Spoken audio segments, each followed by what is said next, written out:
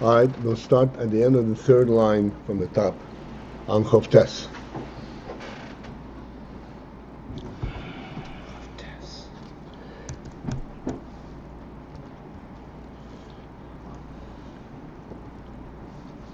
So we have gone through describing and presenting the principle that everything, every koyach, and everything, every activity possible, the underpinning, what makes it, gives it presence and chayus, as we described chayus, is the tainug that's in it. And this tainug that's in this particular activity, this particular koyach, is not an independent aspect of tainug. It is the tainug it's mispashet from some source. Because as we see that if overall one is bitzar, he will not appreciate tainug in anything. Now we're going inside. Harei shehatainug hu tainug hanefesh atzmo. Thus we see that the actual tainug that is experienced in any koyach, that is present in any koyach, and gives that koyach a presence and chayus, this is the very tainug of the nefesh. It is the nefesh that is in fact experiencing that tainug. It is not independently experienced at the level of the koyach. But yet still, that very tainug comes behagbola. In the koyach, it is in the form of hagbola. It is in a finite and limited manner. In each koyach, the koyach, something affects a hagbola,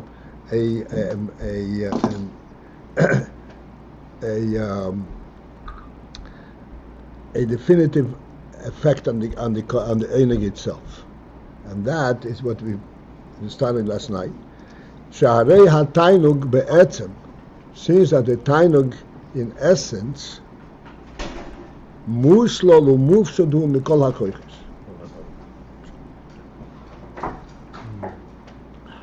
The tainug is devoid and is totally neutral from any koyach. The tainug hanefesh itself. The essential element that in the nefesh there is the element of tainug that is totally undefinable in terms of koyches. V'im kein, and therefore, ma shebo mislabish ba'koycha is the fact that the tainug comes and is mislabish and it is imbued in the koyches in a specific manner, in a specific level. Harei zeh hagbola, that represents a hagbola. Hagbola is limitation, right? Huh? Hagbola is limitation. Limitation. Harei zeh hagbola, that is an affected hagbola, a limitation.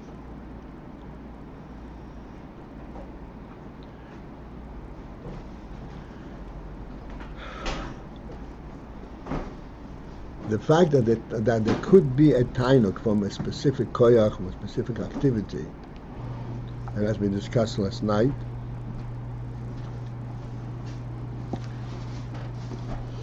the tainug has to relate to that particular activity, and it has to be defined according to that activity.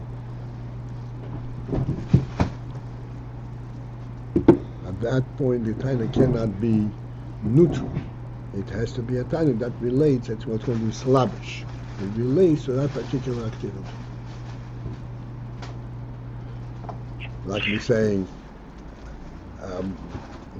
hearing a pleasant sound is an oinig that relates to a pleasant sound. There's a similarity between this oinig and the oineg that relates to a present sight. In that this is oineg and this is oineg, but they're quite different. It's a different. It is defined. The oineg is defined according to the inyan in which it is mislabish.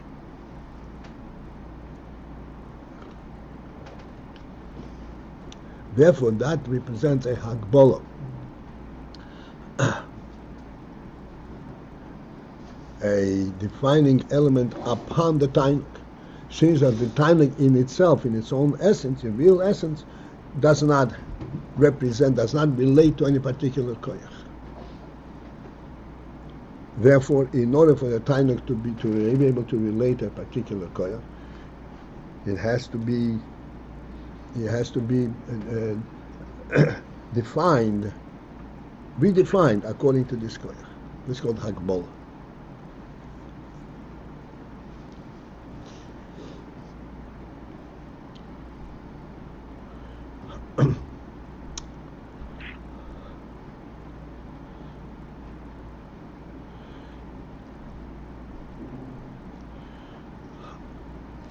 We have to understand in here, as we are presenting the sinyam called hagbola,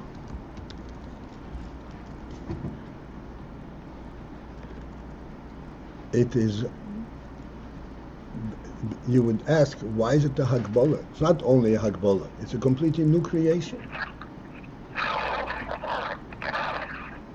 In the nefesh there aren't any of these koiches. Please mute your phone, whoever you are, thank you. Hello? Your phone is not muted.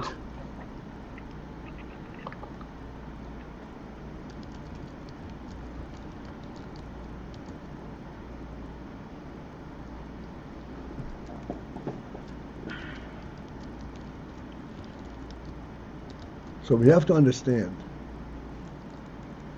that no, it is not a new creation, as we have demonstrated in various forms, and the clearest one, as I could see, is the home.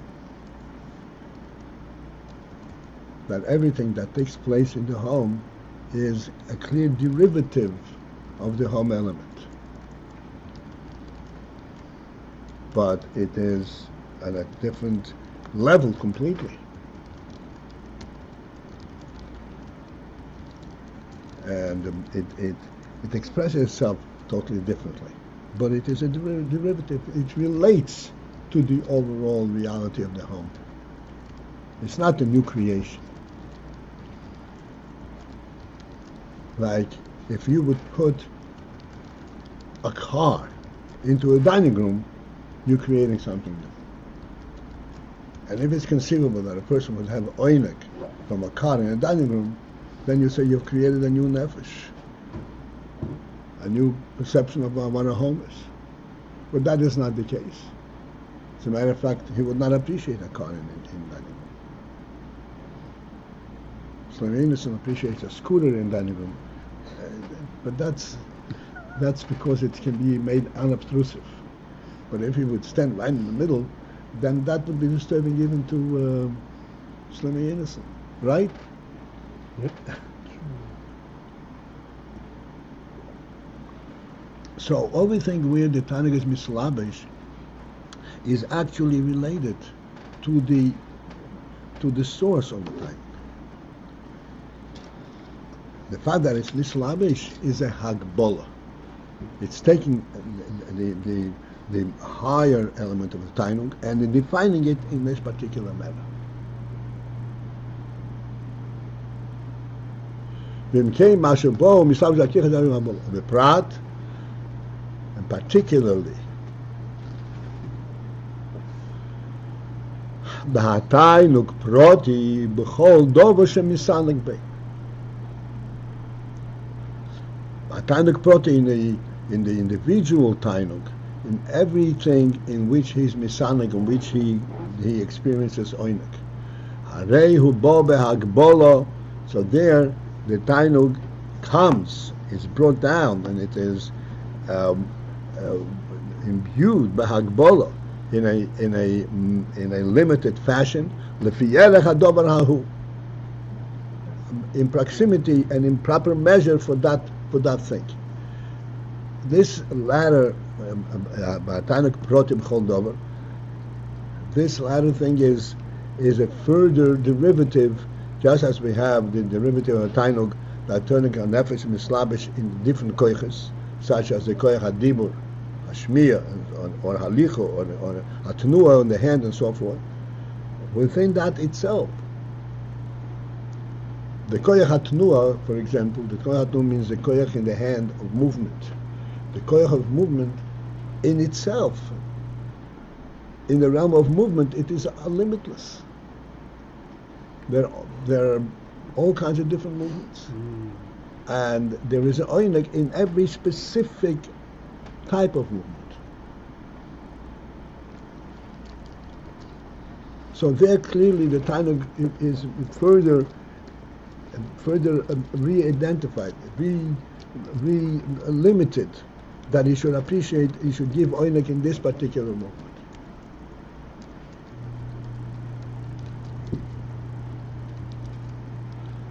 Because there it has to be in proximity to that particular thing.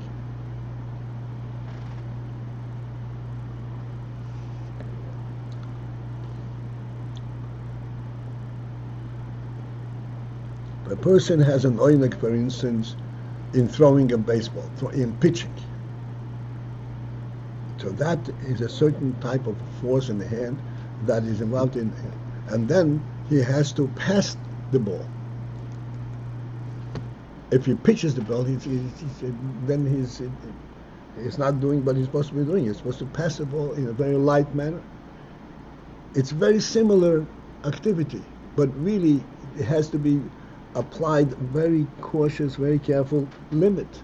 And in each, he has to be able to relate to it.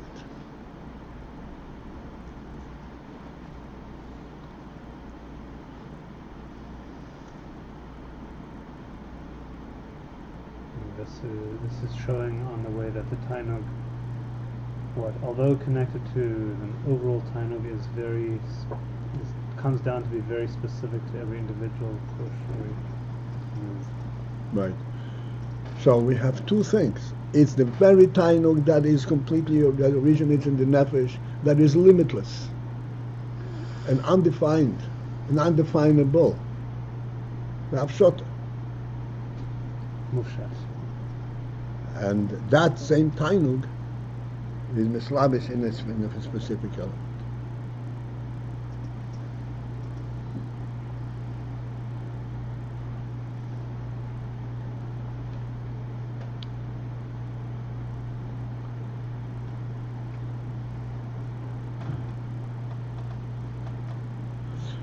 Shakol zeh, where all of this, meaning all of these various definitions, various particular effects of the Tainug,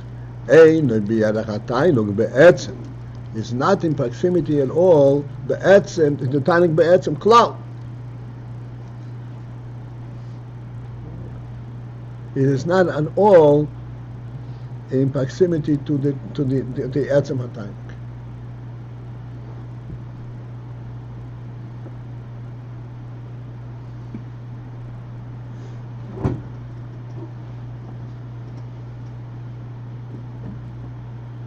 And yet it is the same Tainug. The Tainug, the way it is be'etzem, and there's much to be spoken about, but in a very kind of superficial and initial manner. The Tainug be'etzem is of such a significance, of such a depth and richness that it could be said it justifies living, so to speak, for this time. Like we said many times, we explained the saying Kol davar reitze b'kiyumoy. To be what it is of enormous significance in tremendous oinig. And it is such an oinig that reitze b'kiyumoy. This is enough enticement for him to be what he is. It cannot be said, no matter how much a person is messianic from throwing the ball, that he wants to continue to live because in order to have the opportunity to throw the ball, to have the experience of throwing the ball. It should be everything else, and yet there is anointing in it. But the depth and the richness of that tainug versus this tainug is incomparable. Eine b'yerech. And yet it is the very same tainug.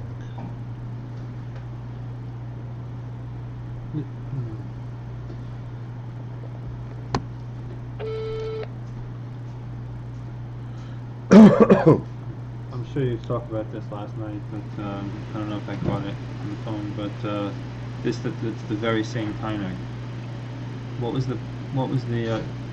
How did you describe that? This is what we said. We said until it all the way when we had tainug is mispashit. Remember when we stopped on the word mispashit to point out. I'm sorry. It's all right. I don't want to ask you to do it again. No, if there's a way to say it very quickly, otherwise. No, well, essentially, it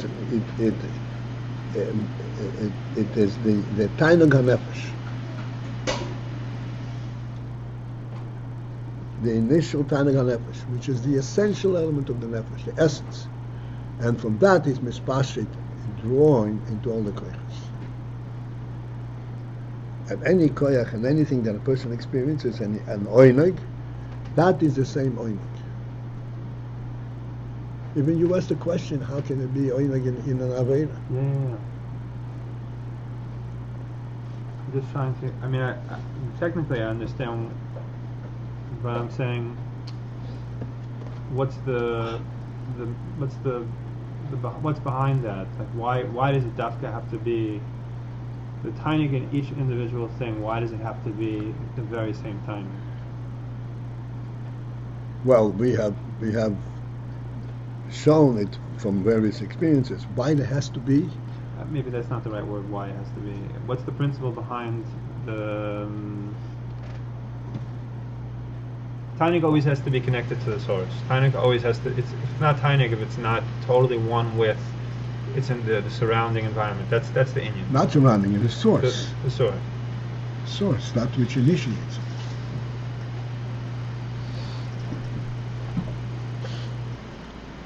Spashid emphasizes that it's from the source. We pointed out over this week that the unique quality of tainug, and why this is pashtus, and this element, this essence, so to speak, is described in form of tainug, and it comes in form of tainug, is in the fact that tainug doesn't have a separate presence. It actually relates to the inyan in which it is mesaber, not like seichel that defines what it accepts.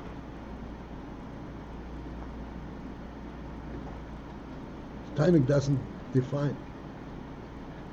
It relates if it is relatable. That's it. The very definition of tainug is that it is connected to the source. Huh? The very definition of tainug is that it's one with the source. Well, that is not the definition, but that definitely is in the nature of that. Okay.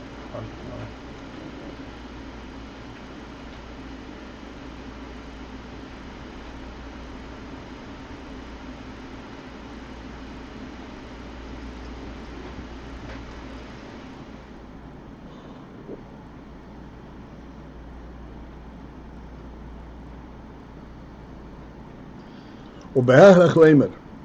We will, Yimei Hashem, try and discuss this in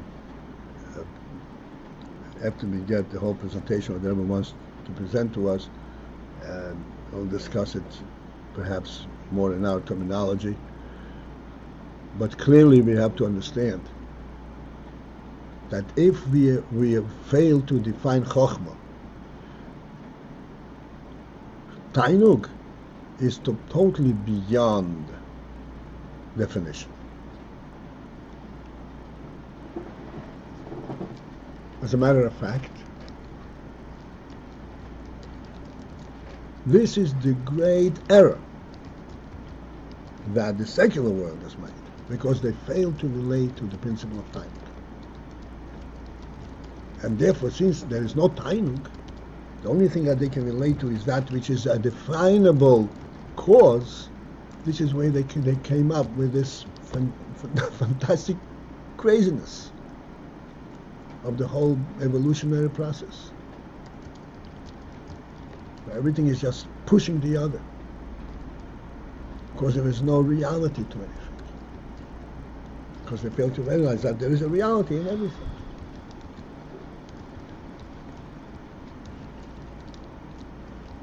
And this reality invariably represents the real source of everything.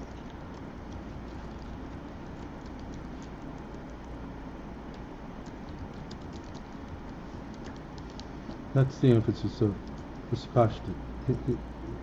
The spreading out is that everything has reality.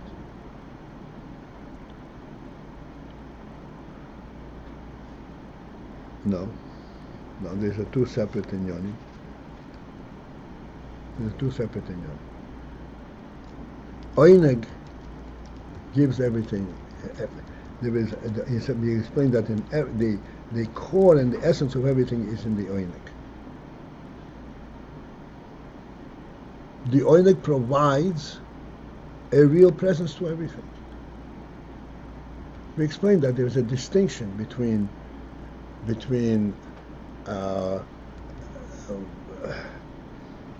causity and remember the word we used, that which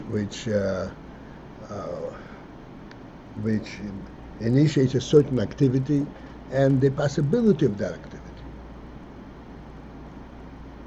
which is a real koyach. When a human being moves his hand, the reason he moves his hand is for other reason, but the fact of moving the movement of the hand, that is a real movement. This is not a robotic movement. There is a chayas in it. This is the oinak. There's a reality to it.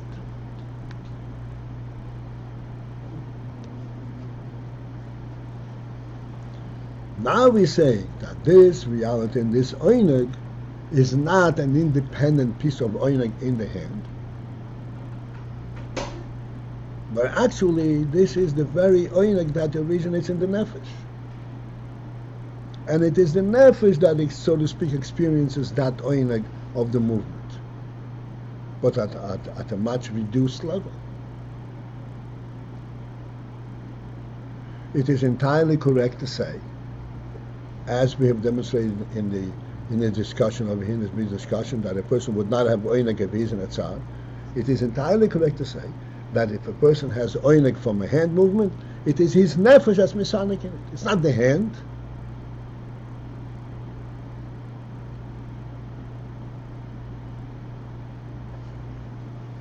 The same nefesh that's misanik from chokhmah is misanik from the hand movement.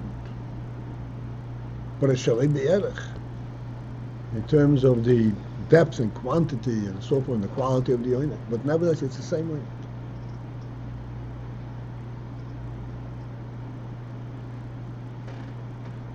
Same nefesh.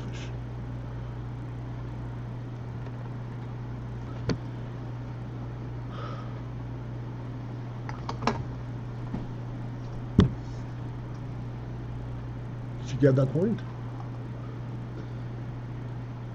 Yes, I hear the point. I didn't know how it it said something I didn't say, but obviously I wasn't sensitive enough to it.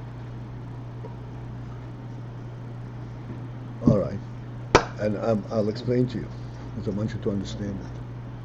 But you said that this is the definition of his pashtus. I'm saying is that his pashtus, this is explaining where the oinig is coming from. But the principle of oinig has to be understood individually in each koyach.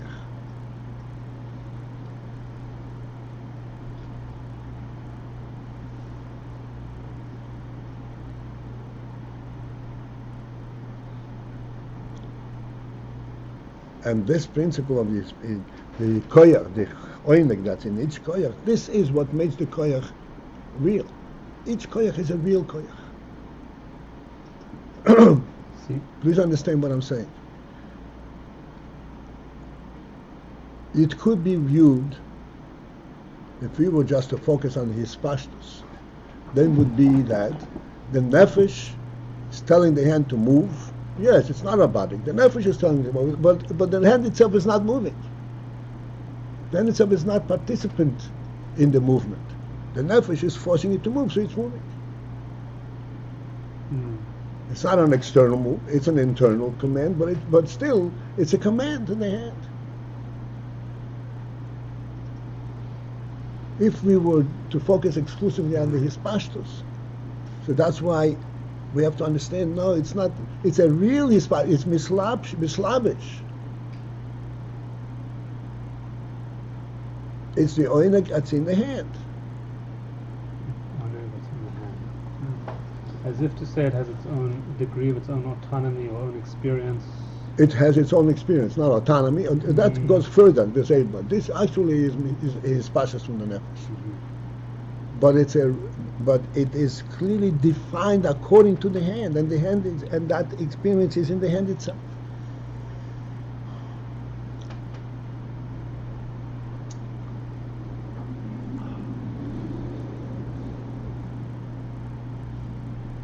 So this is, okay, if we catch the concept of hislapshus, so we understand then further what hispashtus is. It has, hispashtus is connected with hislapshus. This is the emphasis. That Yes, but the point of hispashtus, the point of mentioning hispashtus, it's not for hislapshus. Hispashtus is verkehrt. Hislapshus means it becomes an independent Indian. Like you said, it has an autonomous presence. So we're saying, no, it doesn't have an autonomous presence. It's all a hispashtus from the source. but nonetheless, it is a hispashtus which is mislabish, which becomes part and parcel of that koyach.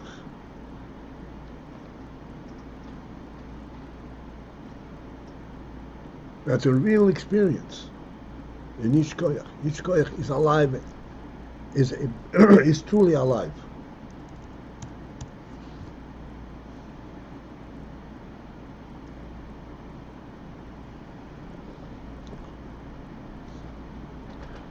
All right. We'll continue to discuss this in Mitzvah. Now we have to interrupt. Have a good day, and we'll reconvene on Sunday morning in Mitzvah. so Baruch Bush is sponsoring this Shabbos for Brennan. And tonight we're going to have a sikh in Mitzvah. God willing. Okay.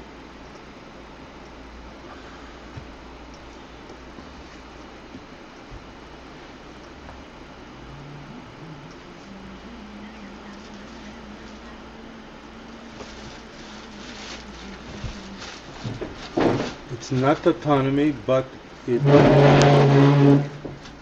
shows it's a life in the hand. The hand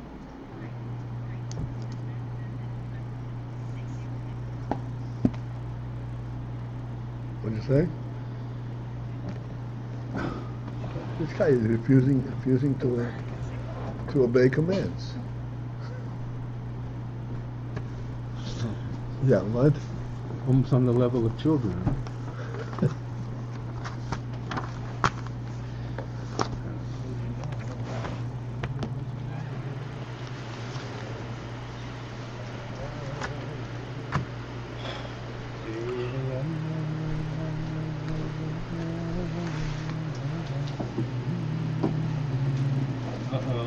Uh-oh. Come on.